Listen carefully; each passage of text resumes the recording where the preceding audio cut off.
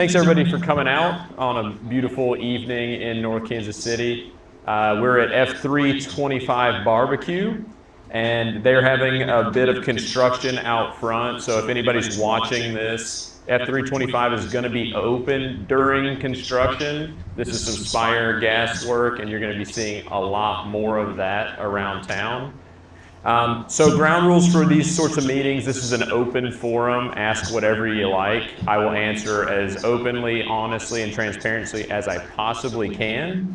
Assume best intentions. When people ask questions, they're here because they love this city. They want to know what's going on. That's why we're all here. And I am happy to discuss any topic that is on your mind. We're doing a little different format tonight because of microphones. Usually we'll have somebody coming around, but we have a microphone here in the middle so that everyone can hear you. Please come up to the mic to ask your question. Don't be shy. Before we start questions, I'll just give a brief update of what a couple things are going on in town.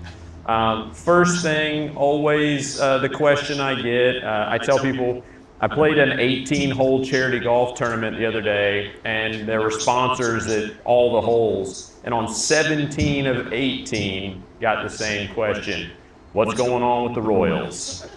And I am pleased to report nothing at this point. There is nothing to update. They're still working through their numbers, their processes. There's been pretty much radio silence between the city and the team since the deadline for a November ballot item passed. That was August 21st at the council or at the county commission meeting. Nothing came forth for a tax on a Clay County ballot. So the next opportunity for something like that would be April, and that would mean there'd be a vote sometime in January. So I expect there to be a flurry of activity, maybe sometime around that point or not. We're still kind of waiting to see. Beyond that, we have our budget finalized. Big thanks to Mike Nichols, who's sitting back here, and staff. They did a phenomenal job putting a budget together. Our council worked through it. It's been, recording should be good. It's been a long slog. Budget season is always just so much fun. We started with around a $2.5 million operational budget deficit, and last night we approved a budget around 1.1, 1.2, which is great work from staff, finding some efficiencies. We're also going to be doing some big capital projects. So I encourage you, the budget's out there on the website. It's pretty dense, and go check it out. Ask us about whatever you see in there. We got together with the Northland city leaders. We've had 2 meetings now between the mayors and city administrators or representatives from North Kansas City, Gladstone, Parkville, Riverside, and Liberty, which hasn't happened in a really long time. And a few of those mayors expressed that this was so great to be able to sit down at a table together and work through shared issues that we have in the Northland. One of those issues is transit. If you've been tracking the KCATA, comes to us once a year or so. We talk about what their pricing is going to be, and it's always a bit of a shock to the system when we see that number. I tell people in 2023, we paid $368,000 for our full transit. That was fixed and flex routes. The very next year, the price went to $2.2 million, is what they approached us with. We told them that that would bankrupt our transit fund in the first month. So then they went back, shuffled the numbers, and came back at $1.1 million. After some further negotiation, I think we paid $580,000-ish that year, which was very confusing, and every year since, it's continued to go up. We also, around that time, did what we call a request for proposal for other transit services. We kicked a lot of tires, we had some interviews, and nothing really materialized. We ended up back with the KCATA. We tried out their IRIS service, which, if anyone recalls, that was probably a 2-month experiment that didn't go very well. And we came back to our circulator bus and our fixed route, the 238 and the 201. And they came to us this, I guess, 2 meetings ago with a top line number of 1.2 million. And we asked about federal and state funds that could offset some of that. They don't know what those numbers are. And what they do know is both the state and federal have cut their transit budgets. So likely fewer funds will be allocated. And then we asked about the impact of fares returning to the network, which has been in the press quite a bit. I believe I see $2, but that hasn't been confirmed. And they're not clear what that would look like either. So right now we're staring at a $1.2 million with a lot of question marks around it.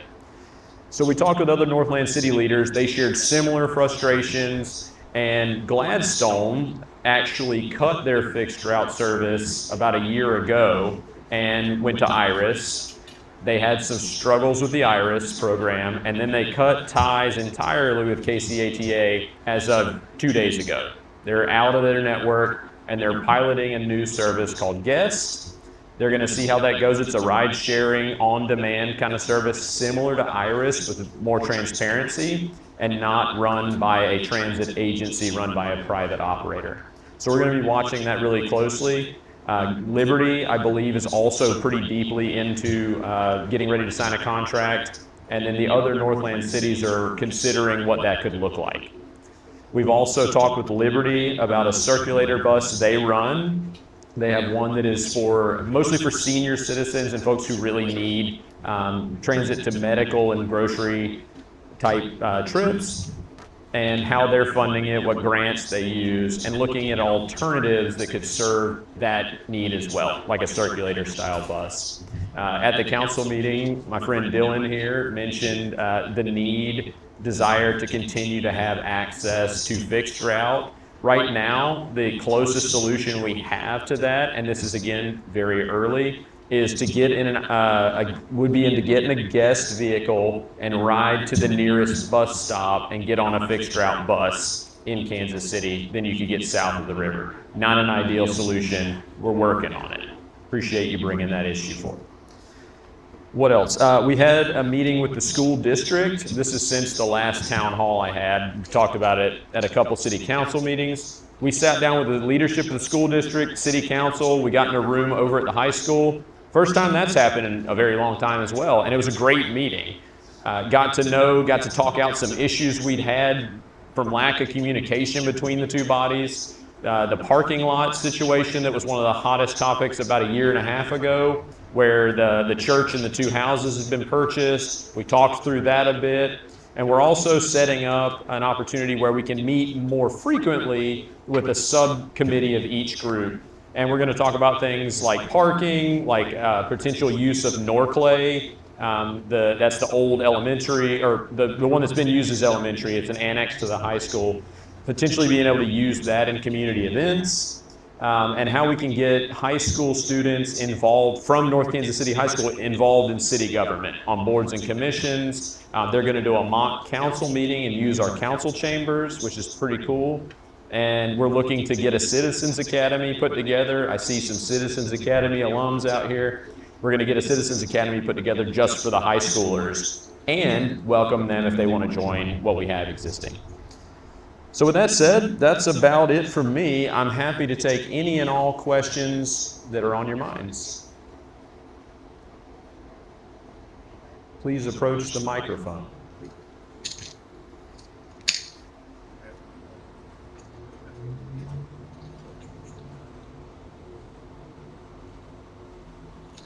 Who wants to be first?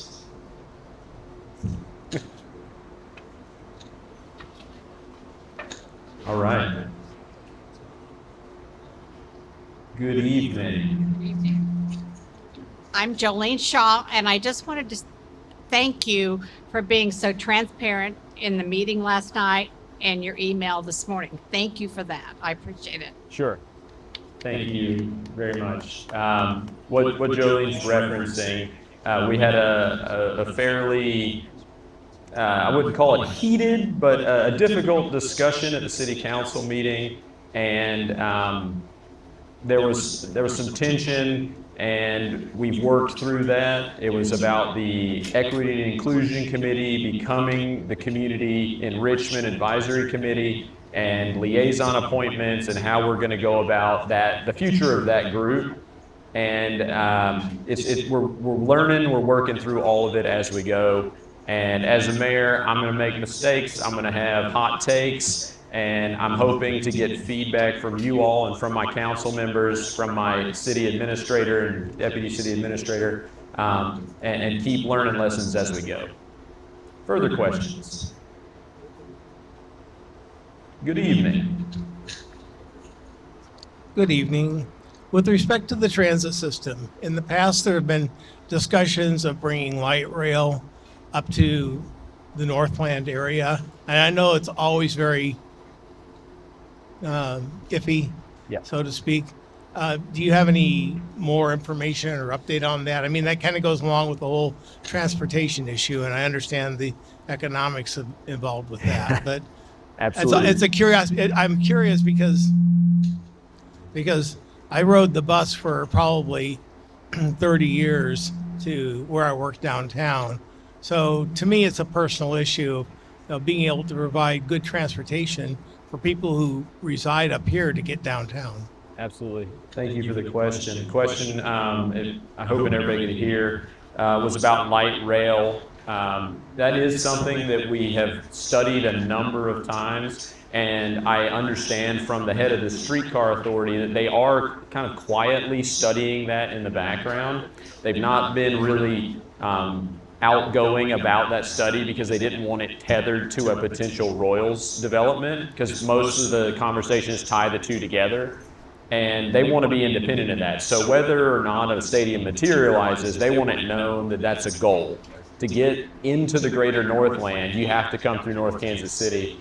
And the route they've looked at and studied is coming up Swift.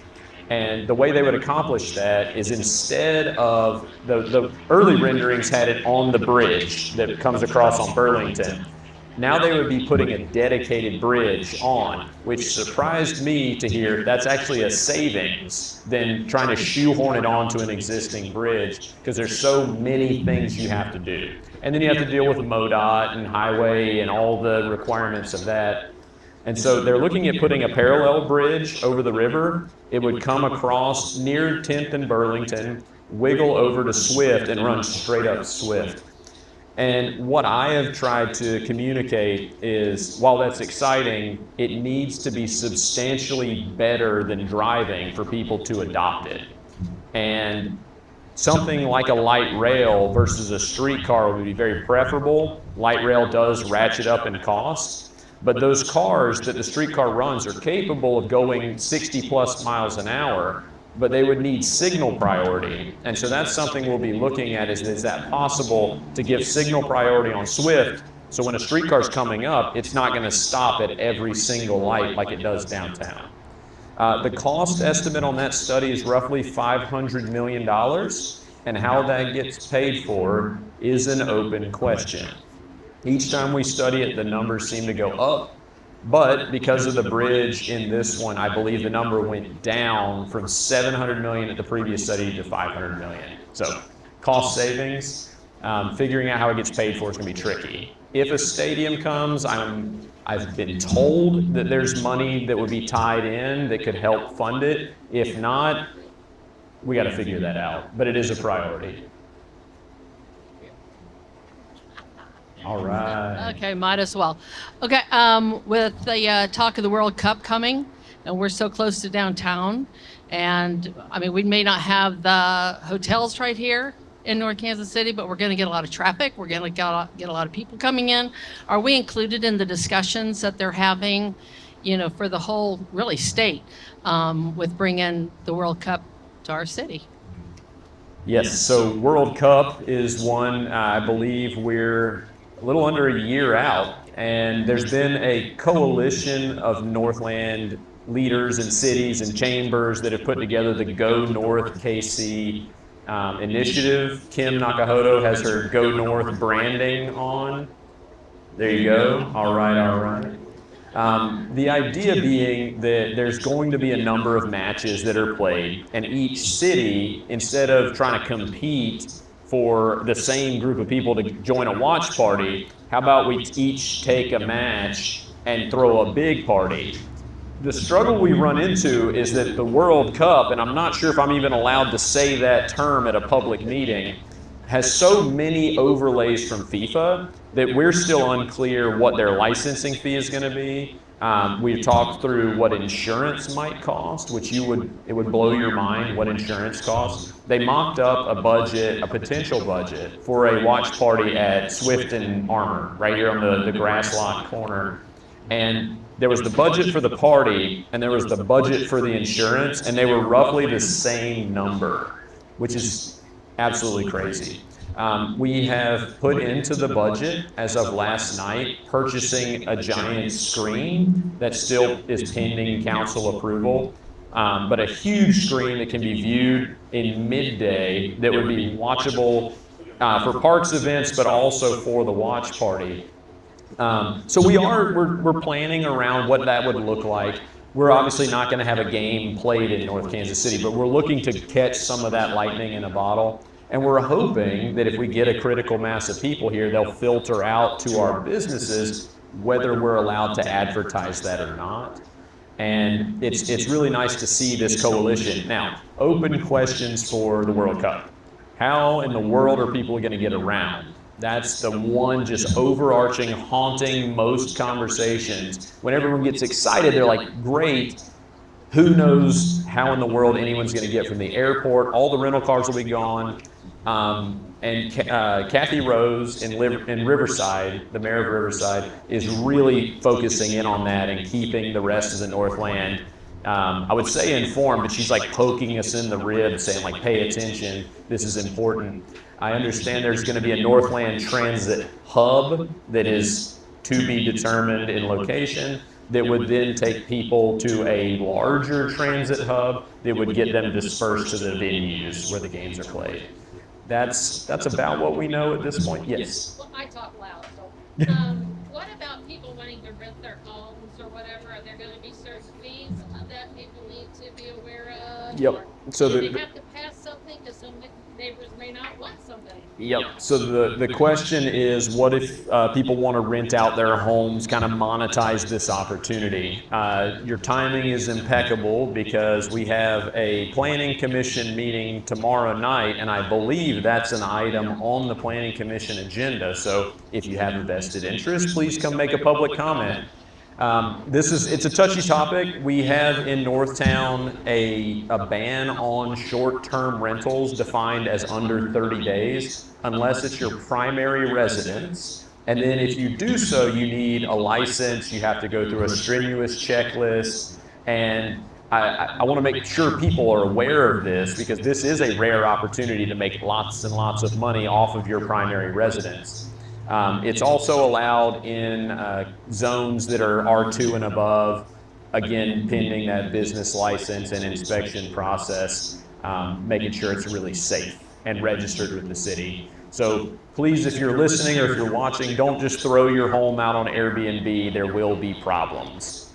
Tune into the council or the planning commission meeting and then the subsequent council meeting to see where we land on World Cup specifics. Further questions?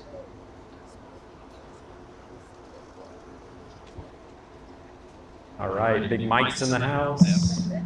Got to raise this up. Michael Wells here as a River Forest resident. I travel through the One North development almost every day, and so I'm curious. I can't hear you. Oh, you can't hear me? There you go. There we go. I live in River Forest. My name is Michael Wells, and I travel through the One North development almost every single day. So just curious if there are any updates or news to share about that. Okay, very good. I am going to choose my words carefully on this one for a number of reasons. So Mike's question is about the One North development. If you don't speak North KC code talk, that is the space on the other side of I-35, on the east side of 35, that has been many things over the years. It was a lumber yard at one point with a Burger King next to it and many other things. It's now got a couple of hotels, so there are hotels for the World Cup. Hey, shout out Aloft, Element, and some of our other friends over that way. Now there's a Starbucks and an orthopedic doctor, Old Chicago. But it's the development that was promised is not the development we see right now. And yes, there are some movement. There's some movement on that. I can't share too much because we did a request for proposal process. We received 7 bids in that process for things that could go on the remaining vacant lots. We have, if you're bird's eye view, there are 3 vacant lots, but there's actually one that's subdivided into 2. And so we had a master developer that was running the whole thing. That master developer is no longer running the whole thing. The city is now taking that internal. And so our primary goal that we've stated at the council meetings, I would couch 3 ways. Number 1, we want to get a grocery store over there. We want to have a full service grocery store that serves the people in North Kansas City. No shade to Save-A-Lot. It serves a need for a certain community, especially the folks who live right there next to it. But we do want a true grocery store in North Kansas City. Second piece is sales tax. We want things that are going to start paying back in that TIF that is funding the area, that'll fund the CID, and that'll bring money back to the city, that also provide new and interesting things to do for our residents and can serve as a destination. And then the last piece is we want it to be a cohesive development so that we're rounding it out. And to put people's minds at ease, we're not necessarily looking for more housing over there. We've done the housing part of it. We have 2 apartment complexes that are booked almost entirely solid. But we're circling some things, we're having some discussions, and we're hoping to have some things to announce in the near term. What further questions do we have?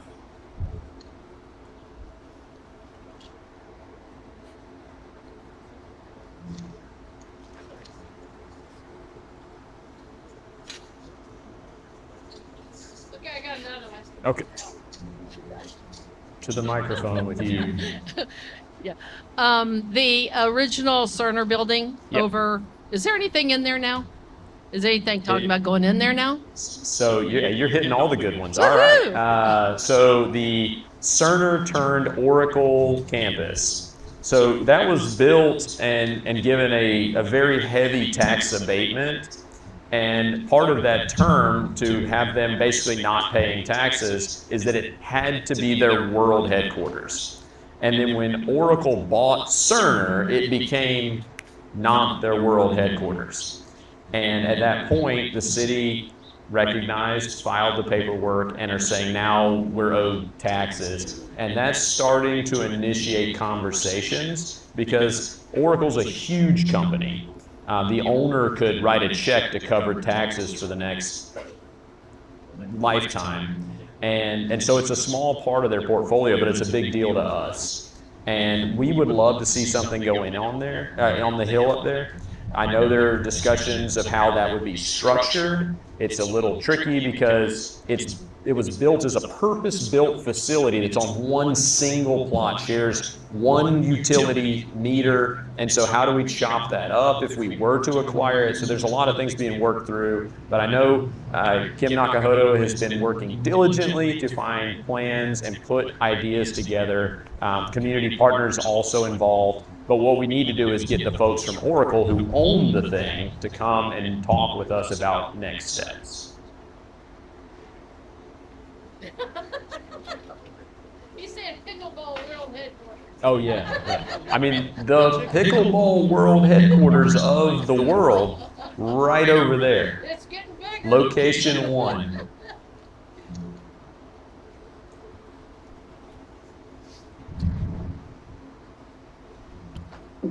Back to another transit question. Sorry. Go ahead.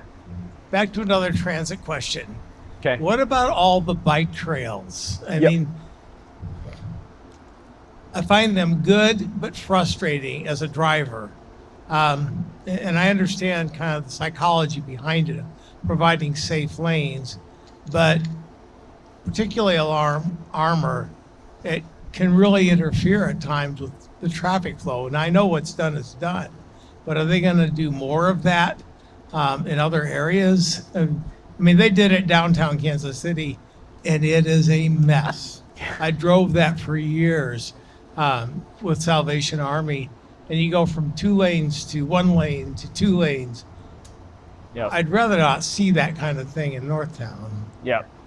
Yes. So the question is bike infrastructure, network, and connectivity around North Kansas City. And the one that people most often think of is Armour Road, what I like to call the bike lane to nowhere. It's 3 blocks of bike lane tucked onto Armour Road, but it doesn't connect to anything, as you pointed out. Once upon a time, there was a bike master plan that had networks running all through North Kansas City. And what I think happened, and I was brand new on the city council when pavement rolled on Armour, and the outcry from folks who, we had a 3-hour meeting at City Hall where I'd been on the council for 2 months, and people came in to just yell at us about all the frustrations that happened when Armour Road was built out as you see it. And that, I think, froze a number of the council people at the time to say, like, no more of this. That we're not, like, that was tough to deal with. And so each time new bike lanes would be proposed on any part of the city, folks would come in, they'd be very angry, and then those bike lanes would get cut down to sharrows instead of a protected lane. And so the latest take that we've been looking at is Howell. So if you think of Howell between Armour Road and 32nd Avenue, we are looking at that. We have a drawing, a proposal that comes up Howell and then at 23rd jogs across by the library and then continues up to Armour Road. And it's a bit of a wonky proposition because there's a lot of street crossings, a lot of intersections. You got to go through George's front yard, take out a tree or 4. So the council said, you know, we like the general idea, but could it be done differently? And so we're engaging with the Bike and Pedestrian Advisory Committee. Sounds like something you may be interested in. They are looking at bike, as it sounds, bike, pedestrian, transit, ways to get around town, and advising on stuff like this. So they've taken walks up and down Howell with clipboards, making notes, walking with our community development director. And so we're looking to find a sensible lane that would connect 32nd Avenue at the northwest corner of Mackin Park all the way down to Armour. So that would be that first real spur that comes off. And my understanding is that as the development on the hillside is going in, they're also planning a trail that would pick up right there on the other side of the levee and head north, connect to North Oak, up through Waterworks onto Briarcliff and Blind Creek and everything else. So we're hoping to get a way to connect up through the Northland without people having to ride 9 highway up toward Briarcliff, which I'm barely comfortable doing in my big truck. So that's a long-winded way to say we are working on some connectors for bikes coming through NorthTown.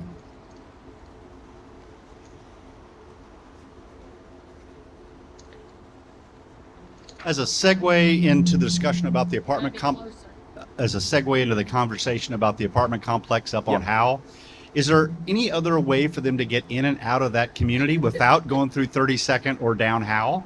And if there isn't, what kind of traffic control or what can we do on Howell to slow them down? Because there's already so many people speeding up and down Howell. Yeah. Do you mean when people actually move in? Is that when actually? Yep. So there is, in my understanding, going to be an entrance off of Cherry Street as well, but that doesn't preclude. I mean, you get to Cherry by Howell most of the time, so there will be, I believe, 2 entrances, which is part of why Cherry has been blocked off for so long. Yeah, with traffic, we put the calming measures on Howell, but 32nd is a speed track. I mean, it is one of the widest spaces. It's the most frequently used pass-through. And as I was knocking on doors, pretty much everybody on 32nd said, people just speed like crazy through here. And no amount of a crosswalk at the dog park is slowing them down. I think part of the proposal as well considered, and why it's kept so wide, is there was a potential for a bike lane on the north side of 32nd. I don't know what that's going to look like now that there's potential for one north of it that we wouldn't have to build and pay for. But it is something I've spoken with our police officers about. It's something I'll bring up again. Targeted enforcement is always very hard to pull off. You can put the speed signs up, which I believe we've done sort of down by the dog park, and people just set the high score. But it's something we are aware of, that the police are aware of, and it's just a tough spot. Yeah, I'm afraid it's going to take some physical barriers, some speed bumps or humps or Yep. something to slow people down, because crossing from 29th, 30th over to Mackin, there's a lot of kids along Yep. there. There's a lot of stuff going on, and people race down that hill. It's not going to be pretty. So when we did the Howell Street, I've learned a lot about traffic and traffic calming measures and what is effective and what, because my first thought was just throw speed bumps everywhere. And I hear that a lot. What I've learned is that impedes the movement of fire trucks. They have trouble getting across speed bumps at the speed they need to be traveling. So you don't often see speed bumps on city streets. You'll see the speed humps like are on or were on Swift, which are going back. And I actually had a conversation just this afternoon about speed humps. Apparently, when you drive roughly the speed limit, you don't notice them, because I was like, what's the big deal with these? But if you're driving upwards of 40, 45 miles an hour, apparently they give you quite the ride. Not that you should go find this out. But the chief of police did say that's the intent. Like if you're doing the speed limit, you probably don't notice them. So that is something we could explore, speed humps. The other part is what we did with Howell is where we narrowed the street with the bump outs. That's an artificial narrowing, so people have to pay more attention. Do they pay more attention? Data says people are going slower. I see people not going slower as I have small kids and I'm taking them to the park. So it's something, and all ideas on the table. Gotcha. Thank you. Okay, one more thing. Oh, go ahead. Good evening. Are you sure you wanted to open these doors? Let's go. Okay, so let's talk about emergency vehicles and the speed bumps, etc.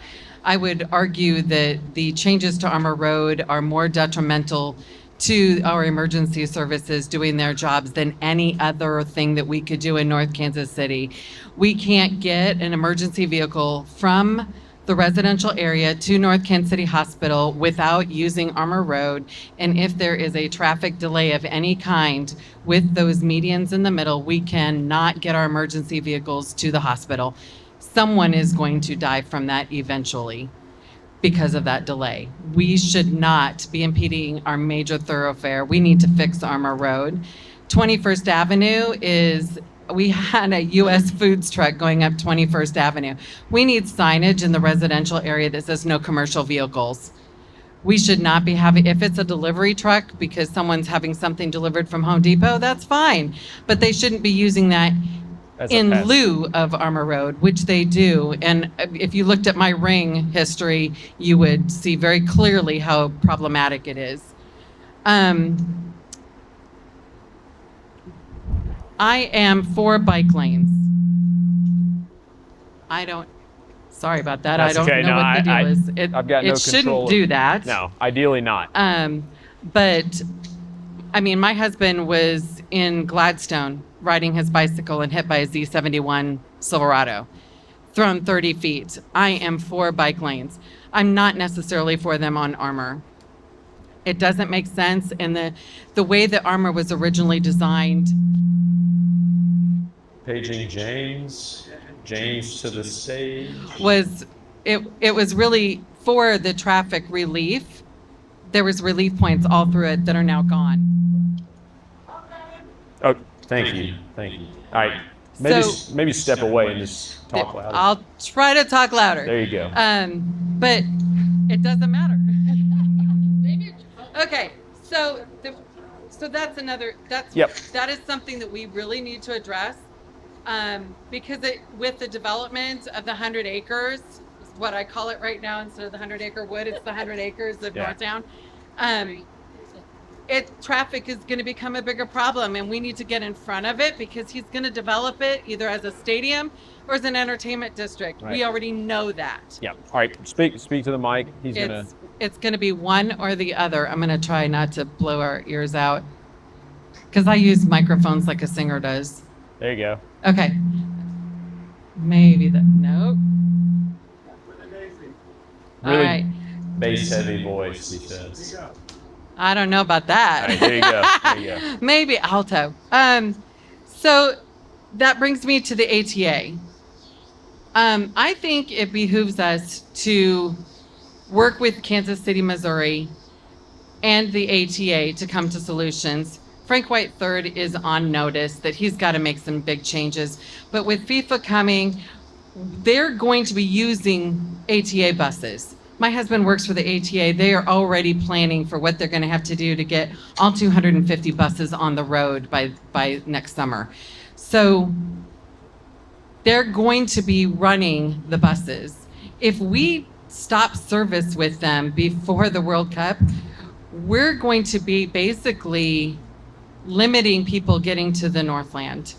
So we really need to think about maybe we do something different later on, but not right now, not with the World Cup coming. We want people to come here, and that public transportation, I would be advocating for more routes to and through Northtown.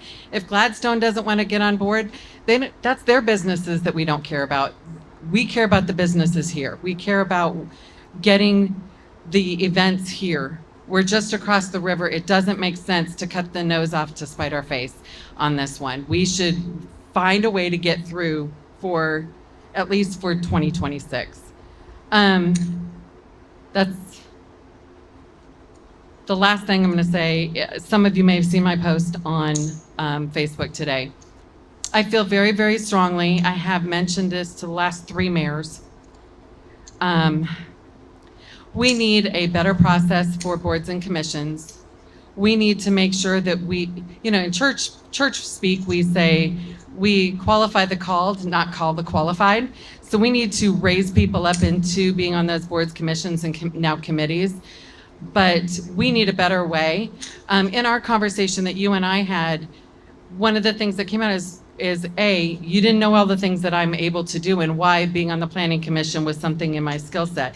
There's no way I could give you 35 years of my resume that would, it'd be like 10 pages long. So there needs to be an interview process. So if you get applicants, interview them. Have a subcommittee that interviews them and then pares it down and then gives you recommendations. We need to do something because as the city grows, we've got unqualified people that step up and say, I'll run for office. And you've learned that this week.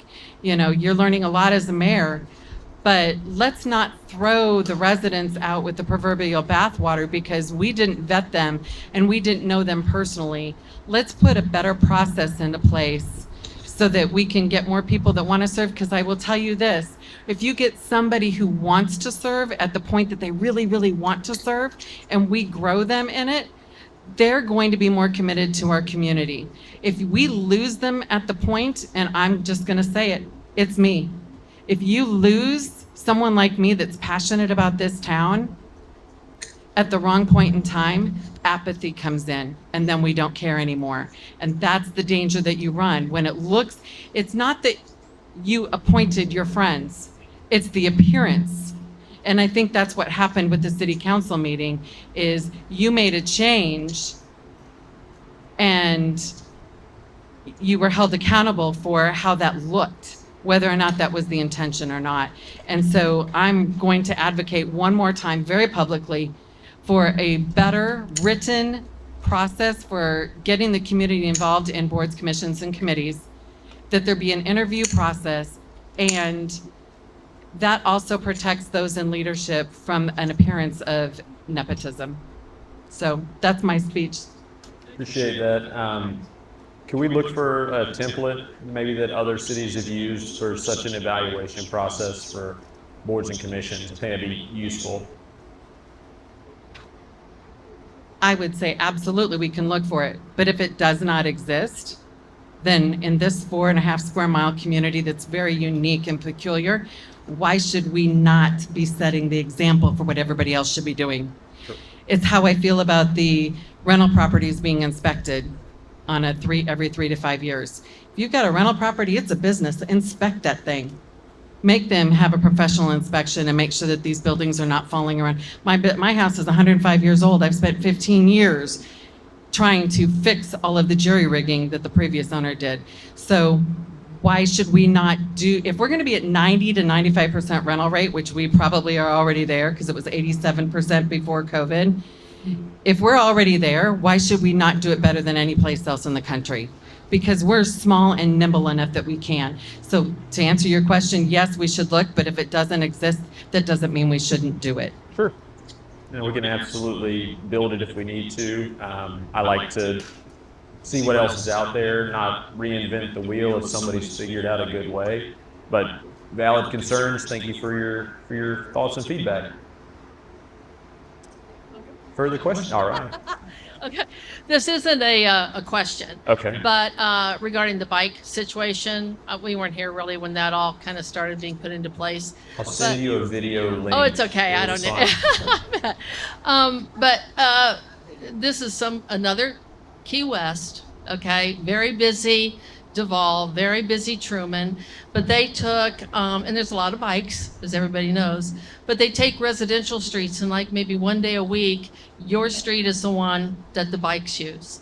And they rotate. It's not the same street every day. So at least those people who live or who are, renting a place on that street know that on Wednesdays, bikes are going this direction or whatever. So it's just an idea. I don't know. We're a small community. Key West is bigger than us, but they're doing it. So just an idea. Key West. Dylan, write that down. It's actually really interesting, and I love when like alternatives and options are presented because other places have figured out how to do certain things that we have as goals, and that's why I love templates. I love seeing what they've done, and then we can make it work for NorthTown. I just want to give a shout out to our city municipal services. On Friday, I was leaving town, big old pothole right there by Taco Bell, the concrete that goes around the storm drain, very sharp edges. And with people trying to turn in, you're like, there's no room if we have to move around that. And I called City Hall and people were out to lunch because it was that time. And so I probably shouldn't have, but I texted and called Dwayne. And literally as we left our house, Dwayne's pulling right there. And by the time we got back on Saturday afternoon, it was done. And that wouldn't happen everywhere. So I do want to point out that we've got the best municipal services around. Yeah, I'm obviously biased, but our public works director, all the way through the crew. I mean, Anthony Sands, if you're watching, I hope you're doing something else right now. Second to none. Dwayne Marisars, Chris Cooper, Sarah Shekels, the whole staff upstairs, absolutely crushing it. We have such great city staff. We are out kicking our coverage by a mile. And I see our deputy city administrator are here tonight hanging out with us because they want to hear what you have to say. You don't get that most other places.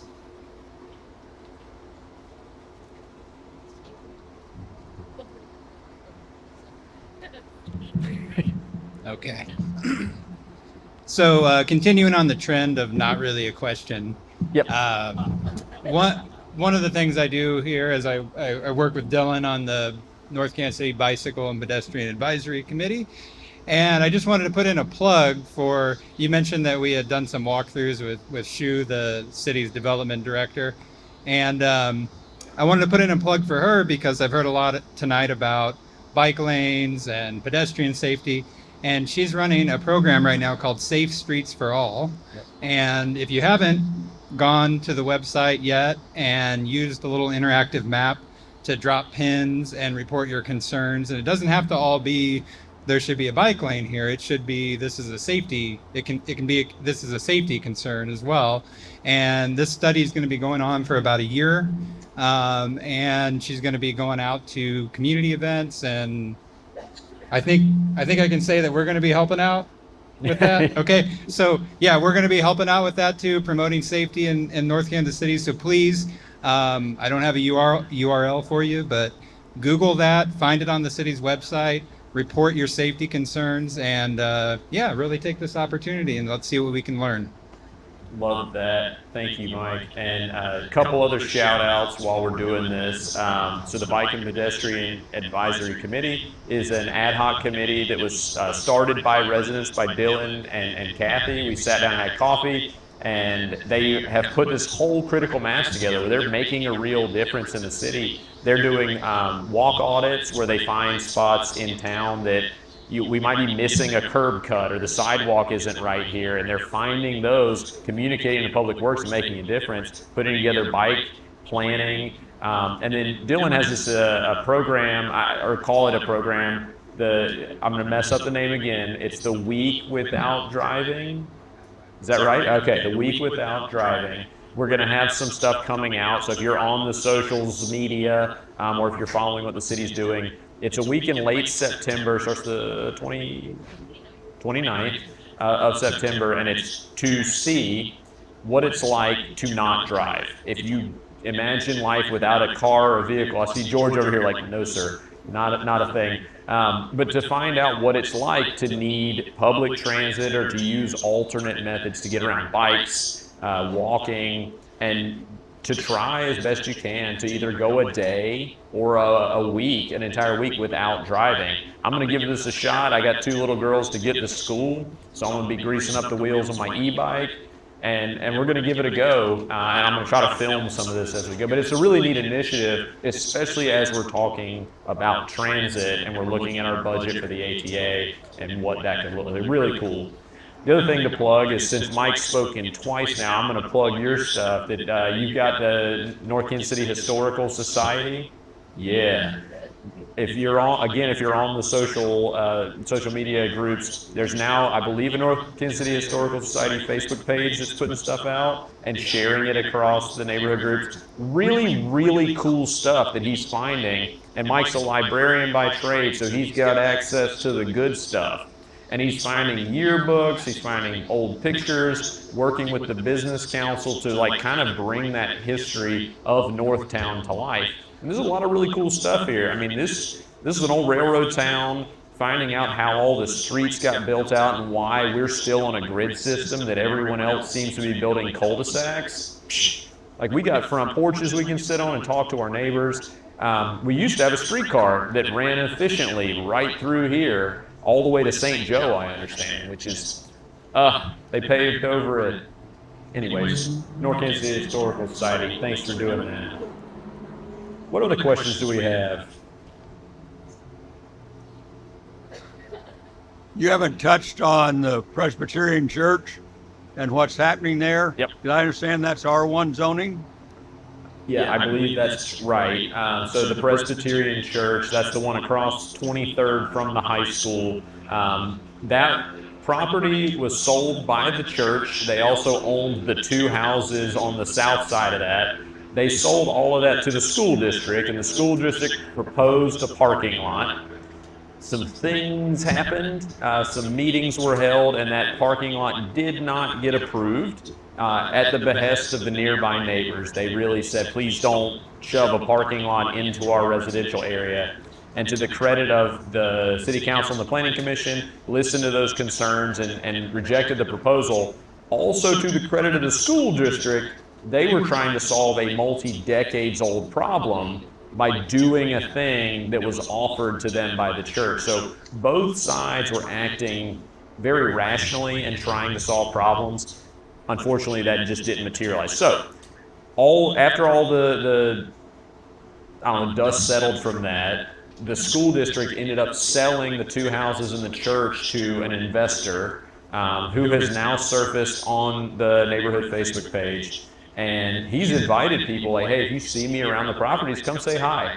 Seems like a genuine offer. And the houses are getting renovated. You can go see that happening. And then the church, I understand, because it was being used as a fire and I believe police training facility, there might have been some damage. And so he's trying to figure out what's next for the church. I don't know that there's a full clarity of vision yet. I believe a couple of local congregations have reached out about using that as their church, so it could come back online as a church. If not, there might be some synergy with the school being right there, creating a third space. I'm not sure yet, but it is privately owned, and he's searching for ideas and potential. It's in an R1 district. I do believe it's R1, and it, do we know that? Yeah, R1, and it would take some sort of rezone to be something else. Yeah.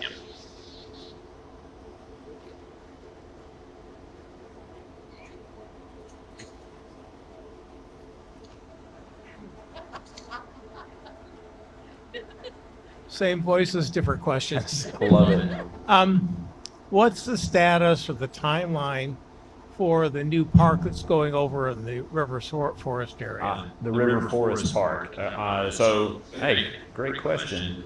If anybody's got their bingo card, if you haven't shouted bingo yet, these are all the great topics of North Kansas City. So we have a park going in on the other side of 35 over in River Forest. Shout out. It's a nature style park. It's using the natural landscape, and there's like a waterfall back there. There's going to be kind of a trail that goes back, a playground for the kids, some outbuildings, and spots for picnics. Do we have a current construction timeline on that? I knew Kim would have this ready. We are hoping to have substantial completion in Q1 of '26 with full completion in the fall. And the reason being is the native plant schedule kind of plays into the reason why there's substantial versus final.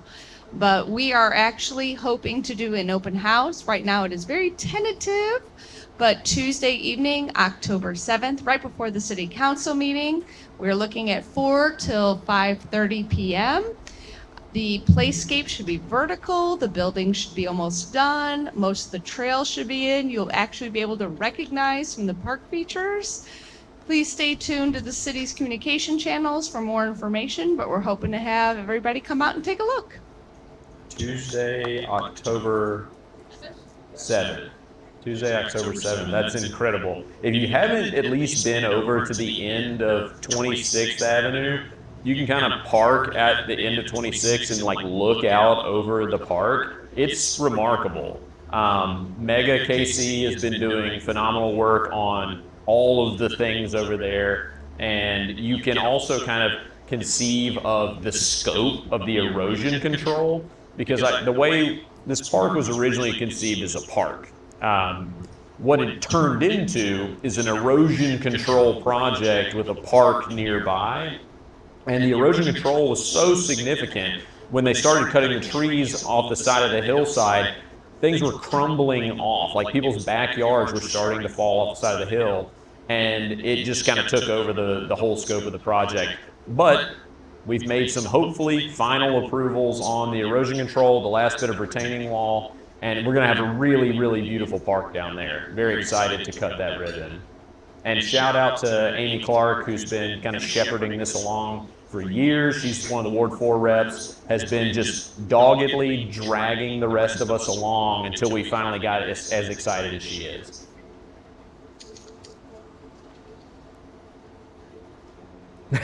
I love it.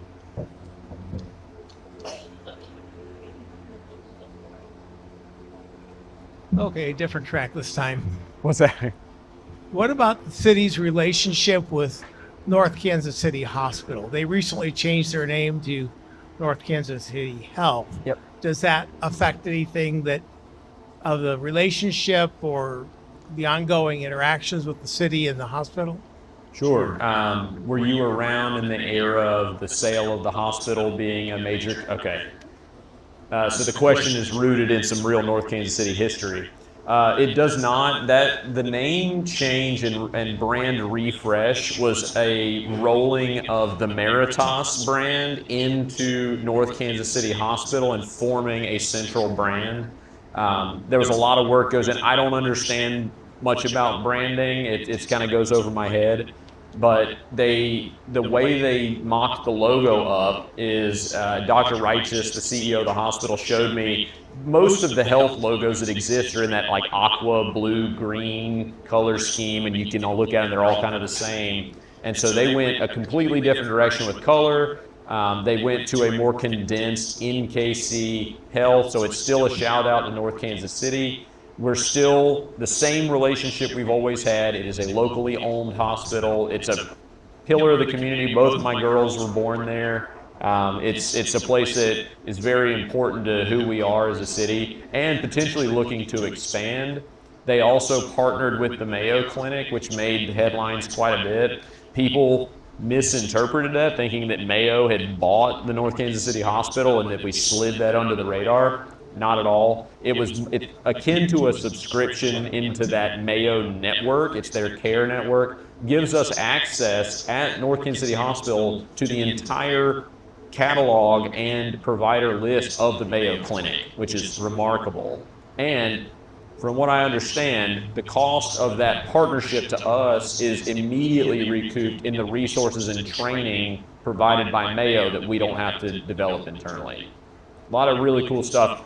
I also had coffee with Dr. Righteous just this past week. We love to kind of touch base and keep that through line because Mayor appoints all the board members of the hospital board, council approves. There's a really good working relationship, but having those regular conversations between the mayor and the CEO is critical. And he said there's some really neat things coming online that I can't yet talk about. So he teased it. But we're supposed to have coffee in about another week or two. There might be some announcements coming. So they're doing real cool stuff up on the hill.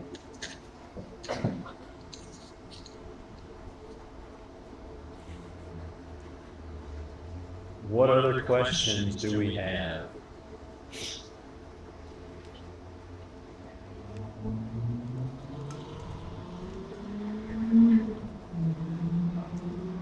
You mentioned all of the subcommittees that you're doing. Could you relate to us what you've actually formed and how's it progressing? Oh boy. Let me make sure I don't leave anybody out. This is going to be a good list. So if I forget one, I'm so very sorry. Yeah, thanks for coming out. So we've talked about the Bike and Pedestrian Advisory Committee. That was our very first one. Fortunately, Dylan showed up with an entirely formed plan for that, and I just said, full support, let's go. We have the composting committee. They've presented to the city council. They're the first official ad hoc committee to come in and report, and they asked us for some money for a pilot program with composting. And so we're going to get a couple smart boxes that will be installed, locations to be determined at this point, that allow for composting drop-off. There'll be smart boxes so they can track what comes in, what the impact to the environment is, really quantifying that, and then taking that compost and using it locally. Really, really neat initiative. We're seed funding it. It's $12,000 for the initial year, and we're going to see where that goes. Very cool. They're also going to bring on some like at-home training so people can learn to compost. What they told us is the amount of methane that it takes out of the potential, when food sits in landfills, methane just fills the air, and that's one of the most highly potent greenhouse gases. Second, another one is the Neighbors Helping Neighbors Committee. I believe we got some charter members sitting back here. They are working to identify ways, as the name would imply, that neighbors can help neighbors, finding ways that people who need something like grass mowed or snow shoveled can put that need out there and be partnered with somebody who can provide that service. The idea is not to supplant professionals. They're not trying to take away people's opportunity to mow lawns and make a little bit of money, but these are the people that need the help. There could also be minor home repair, and there's a whole list. I got an email back, and I'm really excited about what they're putting together. And it could get expanded into like tool sharing, resource sharing. But we're trying to find the ways to do that safely, diligently, make sure that if somebody's coming into a house that they're vetted, they're not just a random person coming in. So I believe I'm sitting down with coffee with those folks tomorrow afternoon. Love it. What else do we have? We got the NKC Strong is, I believe, how it's been branded now. That is what I was calling the Citizen Health Committee. So this is a group of professionals in their space, and I'm gonna forget, but we have like a doctor, we've got a personal trainer, a dietitian, We have a rep from the YMCA, a rep from the hospital. We have somebody who specializes in mental health. And so they all come together and talk about ways we can marginally increase the health outcomes for folks in North Kansas City. And they're putting together programs. One that they're working on, I believe, is kind of like an activity bingo card where people are going to have checkpoints that they can pass walking around North Kansas City. They've talked about produce boxes with CNC produce. There's a number of things getting kicked around. They're also going to try to get as much information about what already exists for health resources from the hospital in particular. Things like calcium scores that people just don't really know much about. Is we have a partnership with Tremont Imaging, $50. Go get your heart scanned for calcium. I did that. Found a little bit of calcium, and it might be because of that, and meeting with a cardiologist might have added 10 years to my life. So these are the kind of things that I hope that we can communicate out through this ad hoc committee. What am I missing? I know we've got some more that are formed up. There's other ones that have been proposed and not fully formed. So we've got the Older Resident Outreach Committee. Hear this one. Older Resident Outreach Committee. If you are at all interested in this, please come talk to me. I'm looking for people who want to touch base with some of our older residents who tend to be lonelier. There's a health study that came from NKC Strong through the Northland Health Assessment. It's the CHIP. I don't remember what these acronyms stand for, but one of the number one needs in our in the Northland, in the 64116 zip code, is loneliness among the elderly population. And so finding people who will make phone calls, who will reach out and connect them with activities, social networking, not like social networks, but just creating a fabric for that. Thank you so much.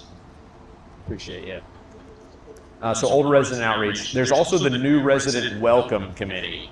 This is a group that is finding ways to inform our new residents, our new friends in town, people who choose to move to North Kansas City. What services do we offer that are pretty unique here? Hey, people who've lived here for almost a decade didn't know that the internet's free. And when they find that out, it blows their mind. Oh my goodness, I've been paying however many dollars, I don't know what that's like, for internet for a long time. Introducing them to opportunities to find food, drink, entertainment around town, possibly partnering with businesses, also putting together something akin to a bingo card where if you get around and test all the different restaurants or try certain dishes, you will get a small prize. But finding a thing that we can welcome our new residents. The other one that's been kind of floated, and there's now funding, I believe, is the Yard of the Month Committee.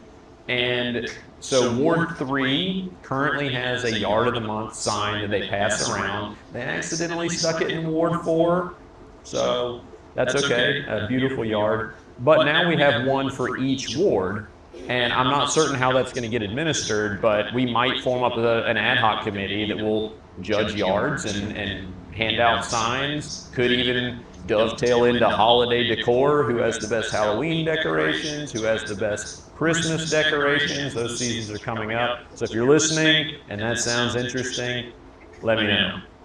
I think that covers it.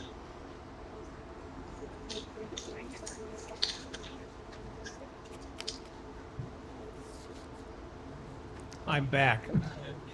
Two more questions. Yes, sir. One, the revenue stream from the casino. I kind of remember when it first came in, there was a certain amount that was allocated to North Kansas City. Yep. I think that arrangement changed like after 10 years or something like that. Obviously, it's still ongoing because the casino is still there. And Yep. I don't remember if it's like 1% or 5% or something, some amount of the I income. wish it was 5%. Okay, then it must be 1%. Something like, yeah. And so that's one question, is that, so how's that association going? Yep. The other question goes to Link City. Is there any changes or any plans to do anything different with that? We've used that since it came in. Link City? Yeah, Link Yeah. City. So, I mean, we're well aware of the value of it. for, they get really good service and it works really well. We've never had any significant problems with it. Yeah, great questions. So the revenue stream from Harrah's, correct me if I'm wrong on this, Mike, it's $1 every time somebody spins the turnstiles, which are now digital gates. We get $1 every time somebody walks in. So if you go have dinner over there, just do a little spinny spin on the turn. Nah, don't do that. Sorry, Julie, if you're watching.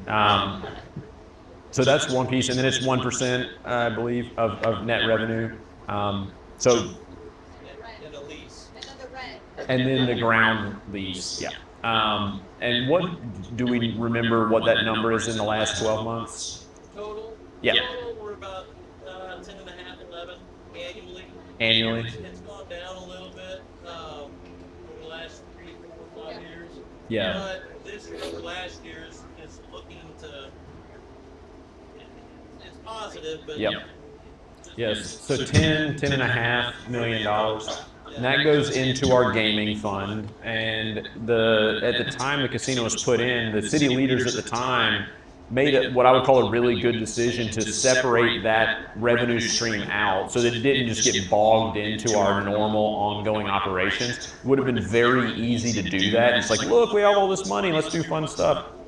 They put it into the gaming fund, which is specifically for capital projects. Now, at times, it has been used to subsidize operations. That happened with water and sewer at a point, and we have been, the recent city councils made decisions to start moving away from that to make the water and sewer funds self-sustaining, which has been a bit painful to residents that see their bills go up.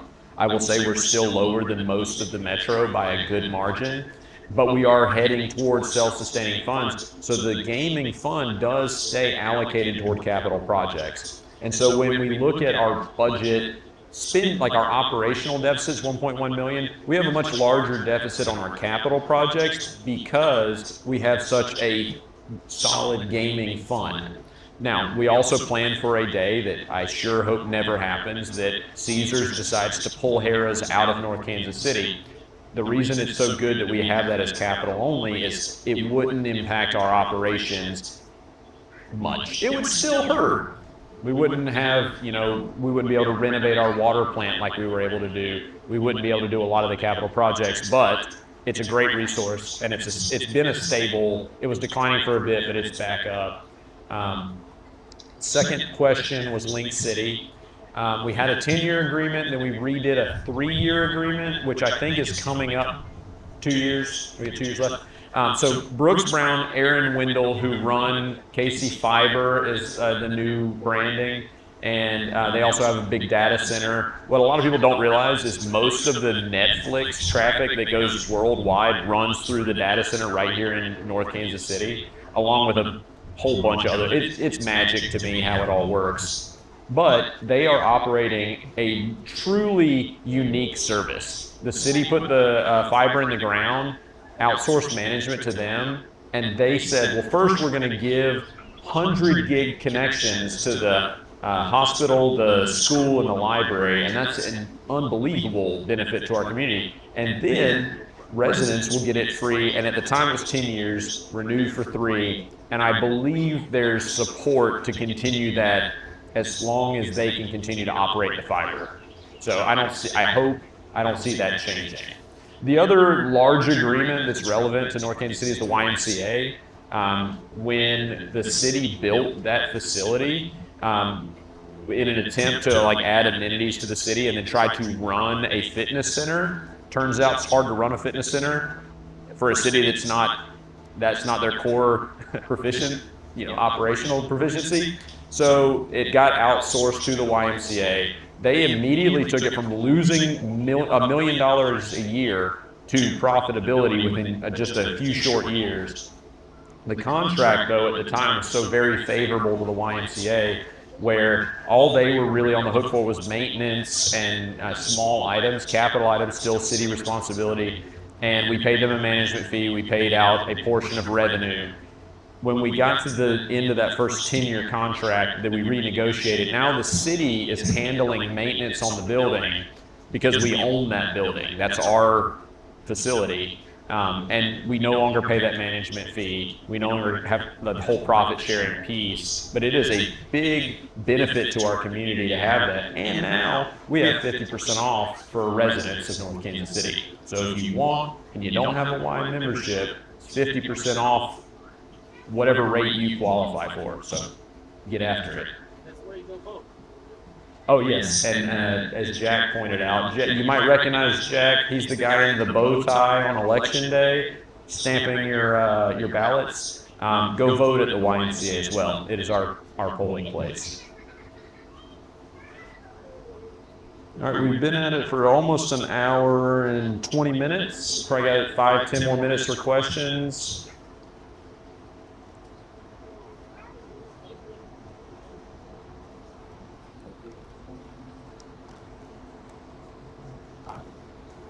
Welcome back. You know,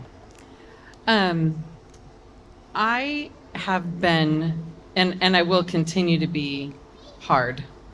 I'll ask the tough questions. I will raise the issues. Not because North Kansas City sucks in any way. It's because I love this town. We were driving on 32nd yesterday, and my husband's like, that was where my grandma's house was. And I think my parents actually lived in that house too. And we're so deep in North Kansas City for roots. And I haven't had that since I was a kid in Minnesota. I grew up in Minnesota. My grandmother had this 160-acre farm, and I just always felt rooted. And it took me a long time to feel rooted here in Missouri. And I feel that here. It's why we lived in Smithville for 15 years and moved back. And so the reason I say this is because me holding people accountable and our community accountable and making sure that everybody feels that they have a place here and that they have a function and a belonging here and a purpose here is super important to me, because that's how we maintain it for the next generations. So if I come on strong, if I come on too strong, I just want everybody to know why, because we just love this town so much. And people have asked me why I don't run for mayor, and I say, why would you want to curse me with that? And so, Jesse, I'm sorry you got cursed with it, but thank you for being willing to hear and have the tough conversations, because we all, if we get to that place of apathy, that's where our town is going to deteriorate. And so if we're talking, we care. Appreciate that.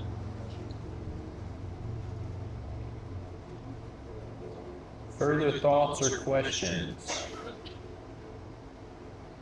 Peggy, you got anything? I had to call you out.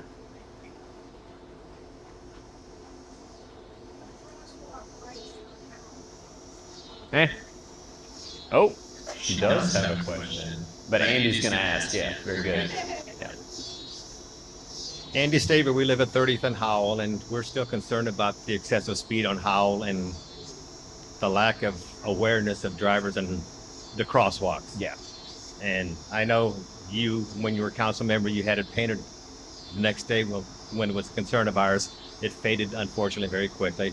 But it's still a big concern, and we're still seeing people passing, cars passing on Howell Street, and it's just dangerous. Yeah, Howell Street is one of those spots where it is such a widely used from folks who live here and don't, who come to visit Mackin Park. I would hope the folks who live here respect that area and understand that my kids are crossing at 31st Avenue. And we've had some fairly close calls where people are just phone up, not paying attention, driving too fast. I mean, unfortunately, bad drivers exist, and they're going to be distracted, and they're going to be driving faster than they should. Fairly often, though, we do have, I believe it's Officer Wells, I think, sits right there in the parallel spaces of the park, during the day at least. But there's those high times at the park where like, people are just moving through. And it scares me because people are backing out without looking. It is a spot that just feels like there's some sort of accident coming. And as I mentioned earlier, we've done traffic calming measures, trying to narrow the streets, trying to add those mid-block islands. You also have people who see the little tiny stop sign on the crosswalk and stop no matter what. And I get behind those people. Oh, come on now, come on now. So yeah, but it is something that we're always keeping an eye on. We can, if need be, if speeds are just so excessive, we can put monitoring software out there to know what those speeds are looking like. But I appreciate you raising the concern. And you mentioned the paint. Is that the yellow curb pieces? No, the white crosswalk. Oh, the crosswalk. So they're fading again. If we could make a note of that and talk to Public Works about getting it restriped. So, little known fact, if you're not from NorthTown for very long, back in the 80s and 90s, you did not speed through NorthTown. You did not. They would, I mean, I had a boyfriend that went to North Kansas City High School. I went to Park Hill. And I know, well, house divided. My husband went to Oak Park. But we literally did not go 1 mile an hour over the speed limit in Northtown because you were going to get pulled over and you were going to get a ticket. And he'd already gotten 3 in North Kansas City. So I say that because we once upon a time had a reputation as you didn't screw around in Northtown, you didn't come down here and cause trouble, and you didn't speed. So somehow that changed over time, but police presence is gonna be one of the most effective things. That's just the reality. Sure. And I will say that we have a very engaged police department, very active, very vigilant, and we also have a chief of police who cares deeply about resident concerns. I'm confident that he's going to be watching this, listening, and making notes on the concerns that have been raised. So thank you for voicing those things. Hopefully we'll get those things put in place. So what is the staffing of the police department now? I know they're down. Are they still looking for officers? Yes, it has been just crazy hard to hire. And, you know, policing is a very difficult profession. It's something that we've put, I mean, if you go to our website right now, top banner is, hey, we're hiring police officers. I don't have, do you have current stat? We're down 4. Okay, we're down 4 officers. I think we've had a couple that were injured. I'm not sure if they're back in the fold, but there's been some staffing struggles, and that's only getting more difficult as ICE is staffing up and offering, you know, big dollars to jump on board. We did raise our pay. When did we do that? First quarter? Yeah, January. Yeah, January. So we raised our pay pretty substantially. So if you're watching this and you're interested in being a police officer in North Kansas City, it's the best place to be. Officers are second to none. Chief police is amazing. Great place to work. So come join us. But we are down a little on staffing. Okay, we got time for one more question. Who's been sitting on one the whole time?